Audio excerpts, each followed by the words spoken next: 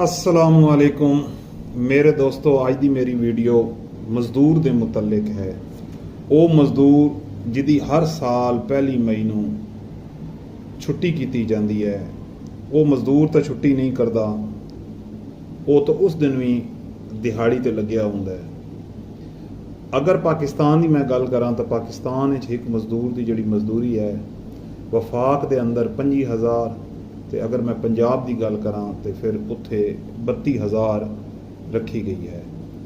लेकिन इंतहाई अफसोस का मकाम है अगर असां आले दुआले वेखीए तो क्या साढ़े जोड़े मजदूर ने या लेबर है जी साढ़े नाल जुड़ी हुई है, क्या वो इतना कमा रही है? तो फिर अस जो गौर करते हैं तो पता चलता है कोई 15,000 या हद 18,000 तक कमा रहे हैं। ये नाल वो अपनी बुनियादी जरूरतां भी नहीं पूरियां कर सकते। बुनियादी ज़रूरतां यानी रहाइश,